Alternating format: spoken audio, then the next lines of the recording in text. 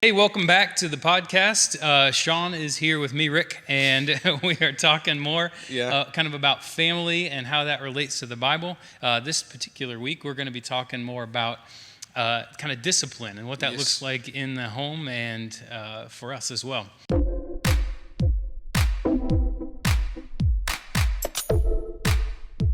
we're talking about discipline. Actually, before we dive in, let's let's think of a funny story. To just engage.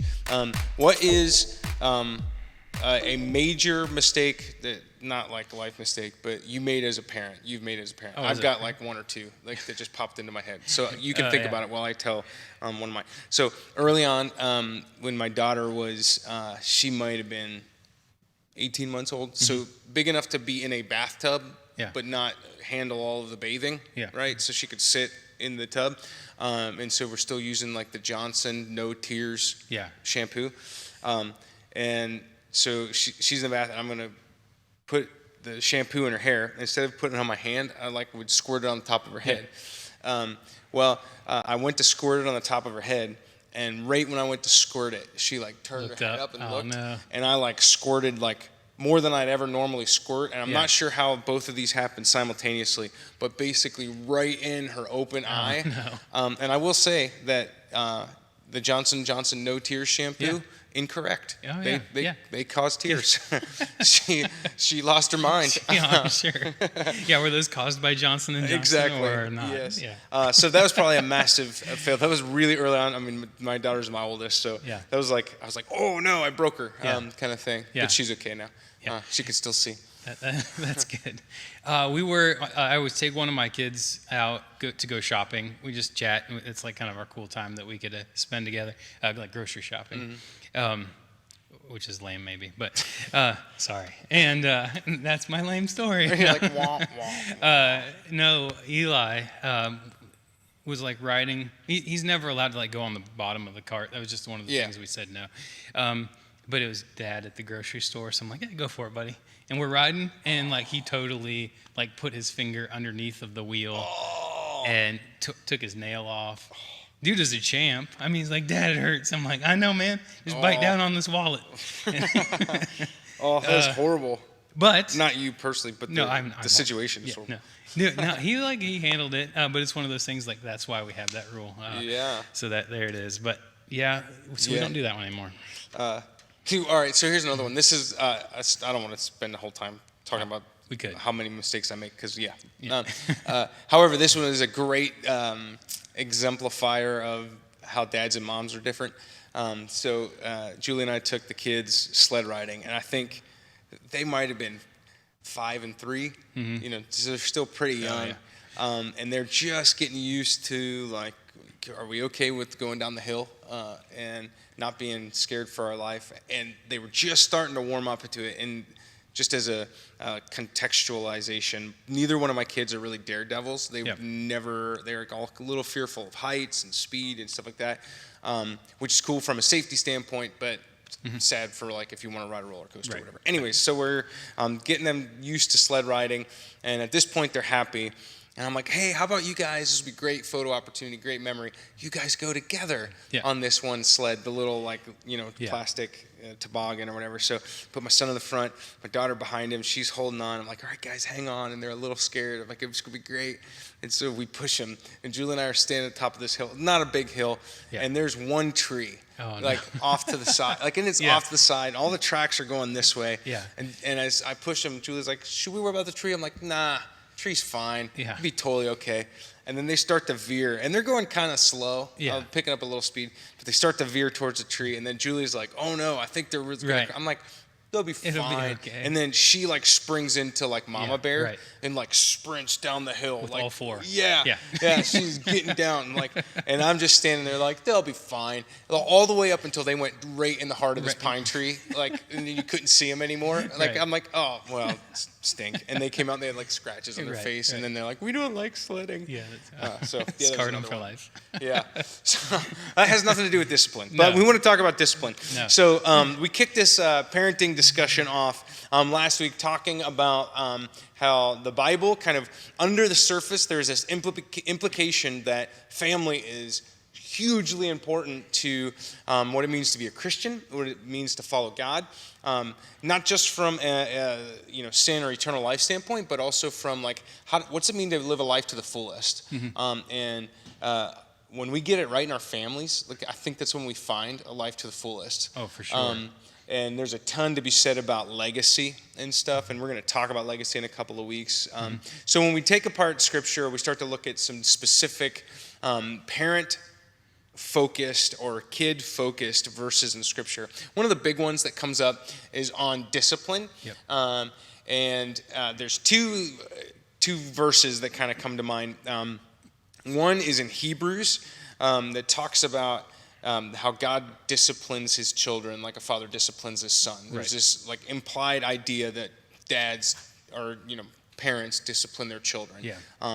And that is this is a baseline. You teach your kids stuff. Yep. But then there's this other one in the Old Testament which specifically says, "Spare the rod, spoil the child." Essentially, yeah. Yeah. Yeah, that's where it gets to you. And so we want to kind of talk about that. What does discipline look like in a healthy way?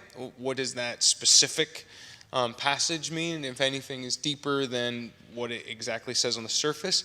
And then how do we get that right? Yeah, I think first, we have to really kind of address like a stigma that the word discipline's gotten, because I think that that's used in way too many different ways. I think it's a much more specific word than what we see in here. And I think that discipline, like the root of that is disciple, or like to teach somebody, to train them in a particular fashion, as opposed to what I think it's used sometimes as punishment. Yeah. If my children, we don't want to be disciplined. Well, then something's going wrong there, because that might be a punishment versus actually teaching. Yeah. And so where we're reading in the Bible is really more along the lines of this kind of teaching and training in the way that your kids should go. Yeah. So the "spare the rod, spoil the child" is funny. That quote actually came from a guy named Sam Butler, who was like a 17th century poet, which is really weird. But it was like this terrible lady that was like getting on this guy about like how bad his kids were. Yeah. And so that's where actually that saying came from. But it's based off of Proverbs. I think I have it written down here. 13:24. Those who spare the rod those who spare the rod of discipline hate their child, and those who love their children care enough to discipline them. Yeah. So that's kind of, it's similar, but I think it reads differently. Yes. So, so it's like they spare the rod of discipline. Like it's different than just spare the rod. Yeah. Because that has been a verse that has been misused. Oh, for sure.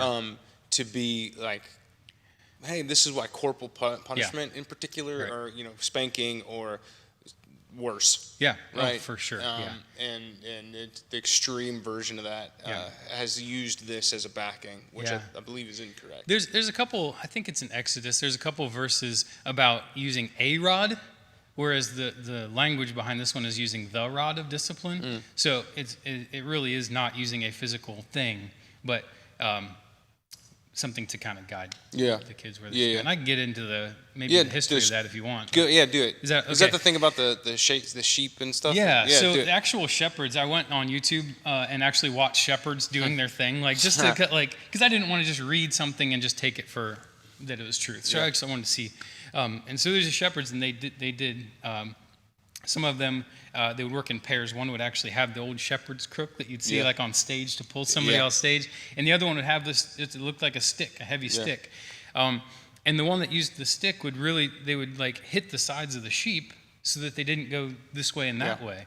And I know in biblical times, they would also actually occasionally, and this might make evidence for the other way around, but they would actually break the sheep's leg so that it wouldn't go where it would get killed or lead the other sheep away. Yes. So that's not condoning or condoning breaking of your legs. No. But the main thing is it would correct where they were going. Even if it hurt. Even if it hurt them small. Yeah, in this, small hurts. Right? Yeah.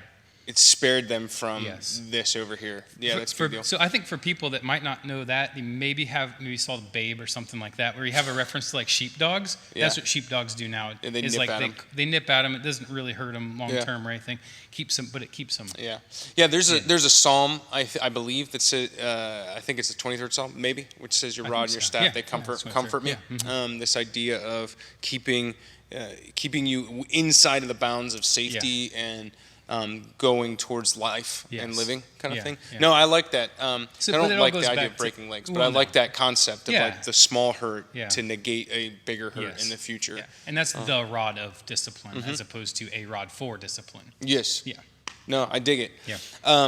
So when it comes to, let's talk about from a practical standpoint, what are some ways that you have, maybe by example, without being maybe too specific to like your kids, you don't want to embarrass them. It's like somebody sees this in 15 years or whatever.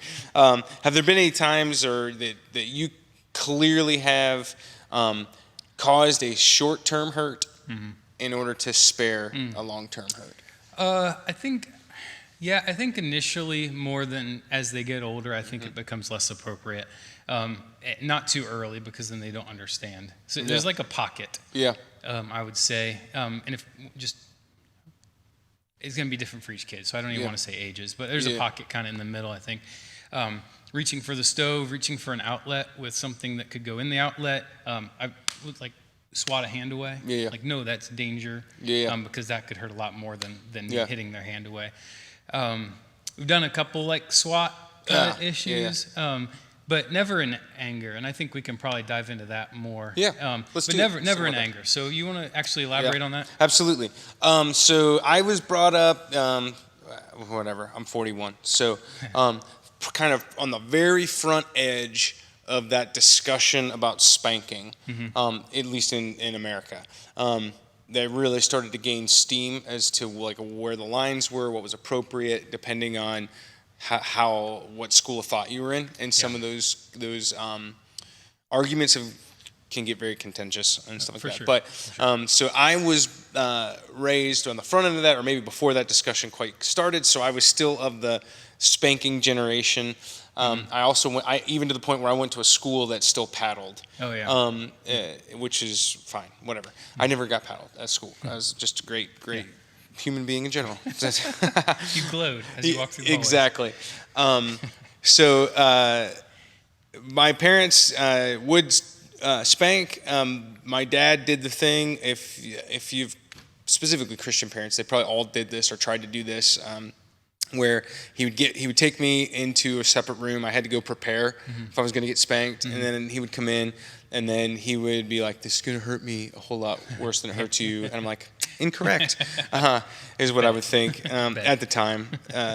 So yeah, it was a very good example of loving discipline, actually, and it was never over the top. And if anything, just the conversation we would have surrounding it would be a big deal. And it was never more. It was like maybe 2 swats or something like that, so it wasn't a big deal. I actually also remember my grandfather, so my dad's dad, who was a little more hands-on with me because I was one of the oldest grandchildren. He, if I was acting up, he would be like, "You want me to go get my yardstick?" Like that was a thing. So that would have been like my dad's generation.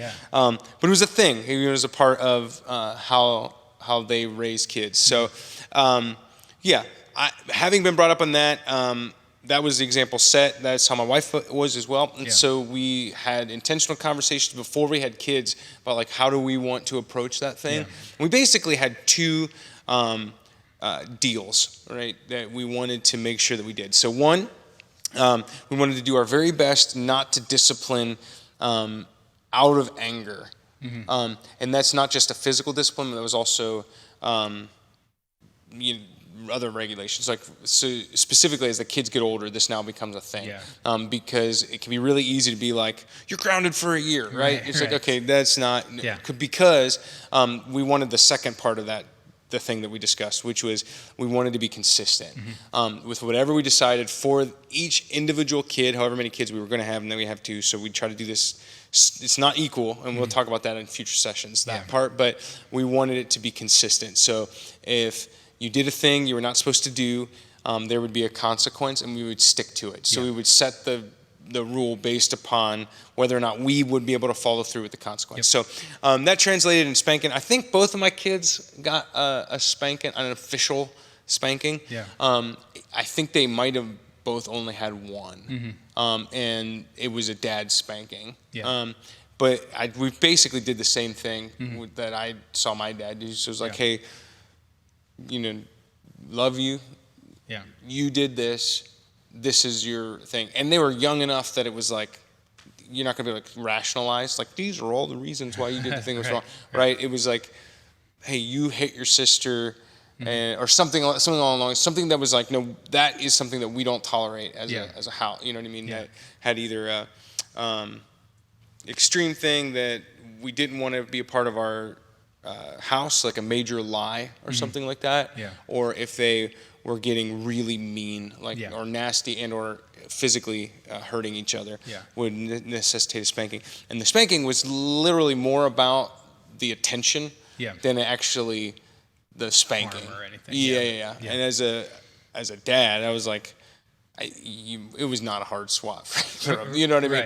Right. So it's just like, hey, you're prepared. Here's a swat. Yeah. They feel the thing. And the fact of the matter is, both of them, before I even gave them the swat, they were like heartbroken about the whole scenario. You know what I mean? So it was more of a reinforcement. Like we said this would happen, so this is going to happen, kind of thing. So the good thing was we did that when they were young, so that it became an understanding of, here is the bounds that you can stay in or not stay in, and so that they would stay there, right? And we did that early. Yeah, that's good. So that's one area, maybe I'd said never do out of anger. That's one area where I actually struggled early on, when even like I was dealing with some spiritual healthiness for my own self. Just, I mean, I never brought like severe harm on my kids, but I would get angry and like, we maybe do the SWAT a little too soon, kind of thing. There was some physical violence in my house later on in my life. Nothing to call anything on, but it was just like, you know what, that probably wasn't a super healthy way to handle that. So there's things that I had to work through. And I think that there's probably a lot of people out there that have that, unfortunately, as in their childhood. And it's one area where I've really had to like fight for. And so to kind of turn that, I think it's a very, very important thing as we learn how to discipline our kids, to make sure that we are also intrinsically focused and growing ourselves. I think that's a big deal, to keep ourselves connected with God, so that when we're disciplining our kids, it's coming from a bigger authority than just ourselves. I think that's a huge deal. One thing that I wanted to get into with discipline a little bit, and we can kind of go back and forth on this, but like the purpose of discipline. Two things that I've really kind of leaned into recently, more recently, is really in disciplining my children, or at school when I'm trying to have those students under some discipline, is to be able to answer two questions. Is one, what's the ultimate goal of the discipline? Is it just to stop the action right now, or is it to stop propensity for that in the future? And one, what kind of emotional intelligence are we really focusing on through this discipline?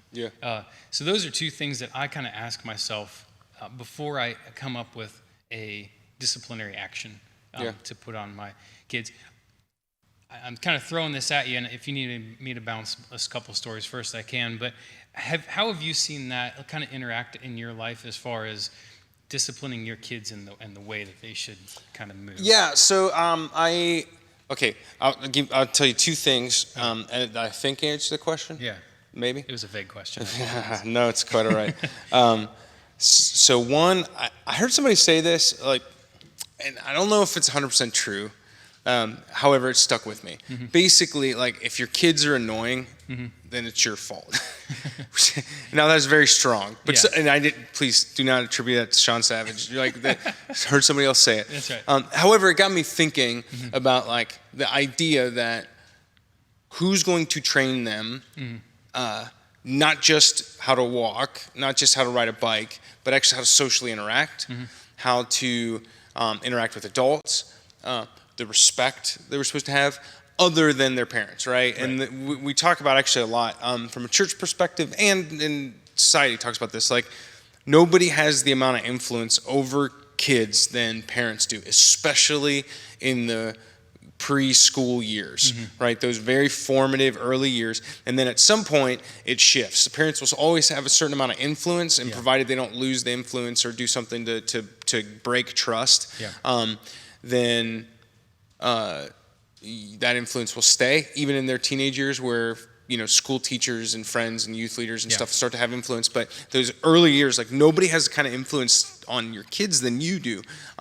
And so being intentional about training them is a thing. And so all of that to set up, like, my wife did a fantastic job, and I think I did okay, but she did like a yeoman's work as far as herself being disciplined in schedule, and like, these are yes and no things. She's very, very much like, she's a rule follower by nature, and so she's good at establishing ground rules and then like having our kids follow them. And that goes all the way back to like when they were babies. Like, as soon as they had the potential to be defiant, like we would kind of like nip into it. Yeah, it's kind of like well, the sheep with the broken legs. But did you ever remember Caesar, the dog guy? The dog, Caesar and he would go, Milan. Caesar Milan. So we used to watch it when we had, well, we still have a dog. But anyways, back in the day when he was famous originally, and he would do his, if the dog would do anything, right? And you could almost immediately get the dog into thing. So little kids, they're not dogs, obviously, but the little things, if you're intentional about it, and putting in some personal work as far as discipline-wise with them early on, it helps like light years as they get older. So all of that to say, my wife did a fantastic job about that, but specifically to us, that is a very long setup to answer your story. Anytime when my kids were from about 3 and older, and it really took probably about 2 or 3 years, if they ever interrupted while, like, if you and I were having a conversation and my kids would come up and they would like pull on me or pull on Julie, or blatantly interrupt, or just thing, then we would immediately stop, address that. Do not interrupt. That is inappropriate. Unless it's an emergency. Right. And that kind of thing. And so we would do that exactly in the moment. And so there was never, like, by the third or fourth time, specifically with like an adult, they would never like interrupt. They pretty quickly became a force of habit. And so that was kind of a simple example, but that was it was a little bit painful for them, because now that's uncomfortable. Like, I was just trying to ask for candy and I got yelled at, kind of thing. They're not yelled at, but you know what I mean? And it was also a little bit difficult for us because we had to, like, okay, now we already got interrupted, so now we're going to stop the conversation we're having with an adult or whatever the other context is, and we're going to spend time working here. Kind of the same type of thing, and just another example of it. Like, whenever my kids would like blow up in the store, because I know my kids are crazy. They're the only ones that would ever blow up in a store, right? Especially when they're little. Now, they would blow up in the store, and like, how do you fix it? Like, and so one, I would try to be sensitive to like the telltale signs that they were going to blow up, because almost always it was based around like hunger or tired, right? And so I was sensitive to that, but at the same time, like, we would definitely, hey, we are stopping right now, everything, and I'm not going to try to push through it and let them dictate, but at the same time, we're not going to do what they want to do. So we were going to remove from the circumstance, even though that was disruptive to me. And we were going to address it head on. So no, that's great. I think that's clear boundaries, clear definitions of right and wrong, or what to do and what not to do, and then clear consequences or discipline, whatever it might be at that point. That's fantastic. I think there's one point that I wanted to kind of make just at the end as we kind of round the corner, because we could probably talk about this for hours. As a matter of fact, I think this will springboard into our next session. I think so too. But one thing I really wanted to kind of bring up is, it's kind of like, it feels like discipline. I think one proactive thing you can do, other than just setting up good regulations and good kind of guidelines, is to also like find the joy in who your kids are, because these like sometimes these super rigid guidelines don't necessarily fit your child. And I think we can springboard into that definitely. Yeah. But find the joy in who they are, and kind of find the fun in figuring out how they work. Yeah. I think that's something that's really helped me to appreciate my 4 different children. Yeah. So yeah, I think that's a good takeaway. Yeah. So let me and I'll try to remember them. So I'm going to give you maybe a final thought thing and then a setup for the end. But I'm going to do the setup for the next session first. So I really want to talk a little bit more about the discipline, but specifically the training part. There's another verse that kind of comes out of that we want to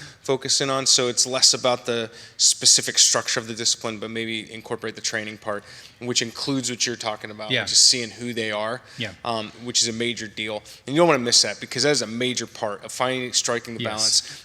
We've said, from a church standpoint, I don't know who said this, probably somebody brilliant, but I know Pastor Mike has quoted it, where it says something along the lines of, you can either train your kids while they're young, and you can have a lifetime of being their friend when they're adults, or you could try to be your kid's friend now when they're young, and you could spend a lifetime trying to train them, which is so true.